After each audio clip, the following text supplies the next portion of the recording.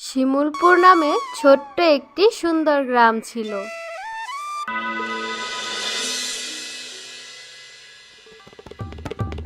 সেই গ্রামে বাটুল নামে একটি রাখাল বাস করত। কিন্তু সে ছিল খুবই দুষ্ট এবং চঞ্চল। তার দুটি গরু ছিল, একটি লাল এবং একটি সাদা। এই গরু দুটো তার অনেক প্রিয় ছিল এবং সে তার এই গরু দুটোর সাথে সময় কাটাতো। একদিন সকালে বাটুল তার গরু দুটোকে নিয়ে রাস্তা দিয়ে যাওয়ার সময় গ্রামের শ্যামলালকে দেখতে পায়। শ্যামলালকে দেখে তার মাথায় একটা দুষ্টু বুদ্ধি আসে। তারপর বাটুল শ্যামলালকে ডাক দিয়ে বলে, এ কাকা, কোথায় যাচ্ছ এই সকাল সকাল? এই যে একটু বাজারে যাচ্ছি। তো তুই কোথায় যাচ্ছিস এই দুইটা গরু নিয়ে? কোনটাকে নিয়ে? এই লালটাকে নিয়ে না সাদাটাকে নিয়ে? সাদাটাকে নিয়ে কোথায় যাচ্ছিস? মাঠে চড়াতে যাচ্ছি কাকা। আর লালটাকে নিয়ে? ওটাকেও মাঠে চড়াতে নিয়ে যাচ্ছি। ও আচ্ছা, তো কোথা থেকে কিনলি এই গরু দুটো? কোনটাকে কাকা? লালটাকে না সাদাটাকে? তো এই সাদাটাকে কোথা থেকে কিনলি? গরুর হাট থেকে। আর লালটাকে? ওটাও গরুর হাট থেকেই কিনেছি। ও, তো এদেরকে কি খেতে দিস? কোনটাকে কাকা? লালটাকে না সাদাটাকে? এই সাদাটাকে কি খেতে দিস? ভুসি। আর লালটাকে? ওটাকেও ভুসি খেতে দিই। তো দুটোটা একসাথে করে বলতে পারিস না? আলাদা আলাদা কেন বলিস? কারণ এই সাদা গরুটা আমার। ও আচ্ছা, তুই লাল গরু? ওটাও আমার। এ কাকা, কেমন দিলাম, কেমন বোকা বানালাম কাকা, কেমন বোকা বলে। আরে তুই তো ভারী বিয়াদব, সকাল সকাল আমার সময়টা নষ্ট করলি। বিয়াদব কোথাকার ছেলে, যা এখান থেকে। তারপর শ্যামলাল সেখান থেকে রেগে চলে গেল। তারপর বাটুলও হাসতে হাসতে তার গরু দুটোকে নিয়ে সেখান থেকে চলে গেল।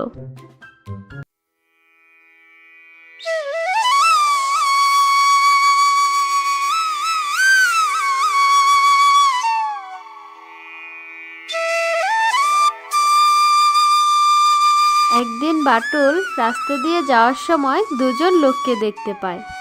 তারা যেন কি বিষয় নিয়ে আলোচনা করছিল। তারপর বাটুল তাদের কথা মনোযোগ দিয়ে শুনতে থাকে। শুনেছেন রফিক চাচা, কাল রাতে পাশের মাঠে বাঘ দেখা গেছে। কই থেকে আসলো এই বাঘ? হ্যাঁ রে, শুনেছি। মনে হয় পাশের বন থেকে এসেছে।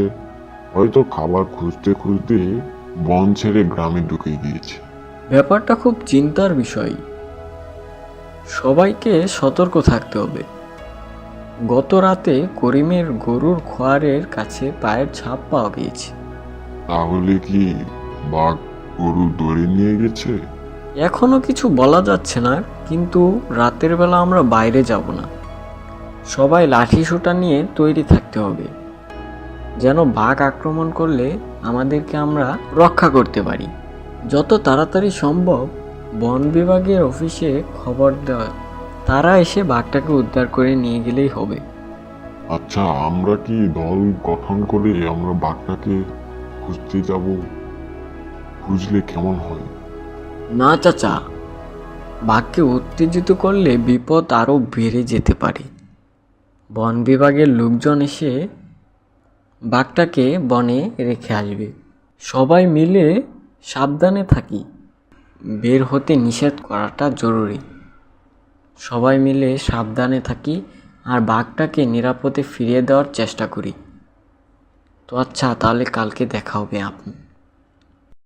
তারপর এটা শুনে বাটুলের মাথায় একটা দুষ্টু বুদ্ধি আসে। একদিন বাটুল মাঠে তার গরু চড়াচ্ছিল এবং সে তখন বলে উঠল, অনেক দিন ধরে গ্রামের কারোর সাথে মজা করা হয় না, কাউকে বোকাও বানানো হয় না। আমার আজকে ভাল লাগছে না, আজকে একটু কারোর সাথে মজা করি। কি নিয়ে করা যায়, কি নিয়ে করে যায়। হ্যাঁ, বুঝেছি। সেদিনের সেই বাঘ নিয়ে আলোচনা শুনছি। এখন যদি আমি বাঘ বাঘ বলে চিৎকার করি, সবাই চলে আসবে। তো শুরু করি। বাঁচাও বাঁচাও, বাঘ এসেছে, বাঘ এসেছে, সবাই এসো তাড়াতাড়ি, বাঁচাও, আমার গরুগুলোকে খেয়ে ফেললো বাঘে, তাড়াতাড়ি আসো, কে কোথায় আছো, বাঁচাও বাঁচাও। বাটুল বাঘ বাঘ বলে চিৎকার করার সাথে সাথে মাঠের আশেপাশের কিছু লোকজন লাঠিসোঁটা নিয়ে ছুটে এলো। তারা এসে বলতে লাগলো, কি সবাইকে কেমন বোকা বানালাম, কেমন মজা পেলে সবাই। মিথ্যেবাদী পোলাপান, মিথ্যেবাদী, তোর এই মিথ্যের জন্য ভালো বিপদে পড়বি তুই। আমার এই কথাটা মনে রাখিস। গ্রামের লোকজন তার উপর খুব বিরক্ত হয়ে সেখান থেকে চলে গেল। এরপর কিছুদিন কেটে যায়।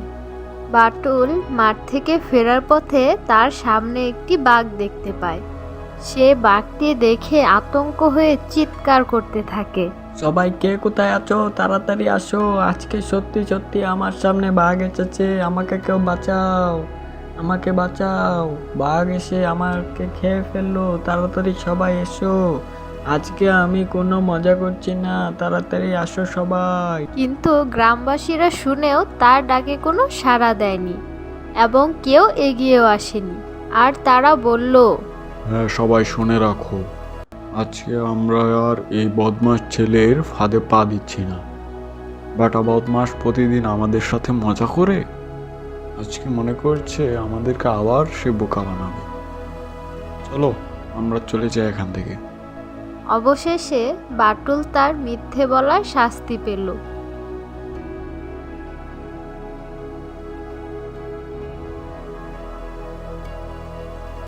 এক গ্রামে একজন কৃপণ লোক বাস করত। সে একদিন বাজার থেকে ফেরার পথে তার স্বর্ণমুদ্রা থলিটি হারিয়ে ফেলল। হায় হায়, আমার থলিটি কোথায় গেল? মনে হচ্ছে বাজার থেকে ফেরার পথে কোথাও পড়ে গেছে। হায় আল্লাহ, এখন আমি কি করব? এরপর কৃপণ ব্যক্তিটি তার থলিটি হারিয়ে হায় হুতাশ করতে লাগলো। তারপর অনেক খোঁজাখুঁজির পর যখন তার স্বর্ণমুদ্রার থলিটি খুঁজে পেল না, তখন সে একটি ঘোষণা দিল। শুনো শুনো গ্রামবাসী, আমার একটি সোনার মোহর ভর্তি থলি হারানো গিয়েছে। যে ব্যক্তি থলিটি খুঁজে দিতে পারবে তাকে 10 সোনার মোহর পুরস্কার দেওয়া হবে। এক গরিব কৃষক রাস্তার ধারে সেই থলিটি খুঁজে পেল এবং সে থলিটি নিয়ে ওই কৃপণের বাড়িতে গেল। সাহেব, এই নেন থলিটি, এটি আমি রাস্তার পাশে খুঁজে পেয়েছি। আরে, এটাই তো আমার থলে, দাও দাও দাও। কৃপণ ব্যক্তিটি তার মোহরের থলিটি হাতে পেয়েই তৎক্ষণাৎ গুনতে শুরু করলো। আরে, থলেতে তো 110টি মোহর ছিল, এখন তো দেখছি মাত্র 100টি মোহর। তুমি তো খুবই চালাক। ইতিমধ্যেই তুমি তোমার পুরস্কারের 10টি মোহর এখান থেকে সরিয়ে রেখেছ। আমি তোমাকে সেটাই তোমার পুরস্কার হিসেবে দিয়ে দিলাম।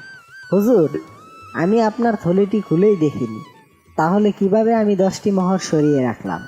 এভাবেই তাদের মধ্যে কথা কাটাকাটি চলতে থাকে। এই সমস্যার সমাধানের জন্য তারা দুজন মিলে চলল গ্রামের মোড়ল মশাইয়ের কাছে। সব শুনে মোড়ল বলল, আচ্ছা, তোমার থলেটিতে কয়টি স্বর্ণমুদ্রা ছিল? আমার থলেটিতে 110টি স্বর্ণ মুদ্রা ছিল জনাব, কিন্তু এখন তো দেখছি মাত্র 100টি মুদ্রা আছে। এই কৃষক আগে থেকেই 10টি স্বর্ণ মুদ্রা সরিয়ে রেখেছে। না না হুজুর, আমি এই থলিটি না খুলেই ওনার কাছে ফিরিয়ে দিয়েছিলাম। আমি এই থলে থেকে একটি মুদ্রাও নিইনি। দেখো, তোমার থলেতে কিন্তু 110টি স্বর্ণমুদ্রা ছিল, কিন্তু এই থলেটির মধ্যে মাত্র 100টি স্বর্ণমুদ্রা আছে। তার মানে হলো এই থলেটি তোমার নয়। তার চেয়ে বরং তোমার 110টি স্বর্ণমুদ্রা ভরা থলেটি আমরা খুঁজতে থাকি। যদি তোমার থলেটি খুঁজে পাই, তাহলে তোমাকে ফিরিয়ে দেওয়া হবে। এরপর মোড়ল মশাই স্বর্ণমুদ্রা ভরা থলিটি গরিব কৃষকটির হাতে তুলে দিল। কৃষক মোড়ল মশাইয়ের বিচারে খুবই খুশি। সে থলিটি নিয়ে তার বাড়িতে চলে গেল। অন্যদিকে লোভী কৃপণ ব্যক্তিটি সব কিছু হারিয়ে খালি হাতে বাড়িতে ফিরল। কারণ অন্যকে ঠকাতে চাইলে নিজেকেই ঠকতে হয়।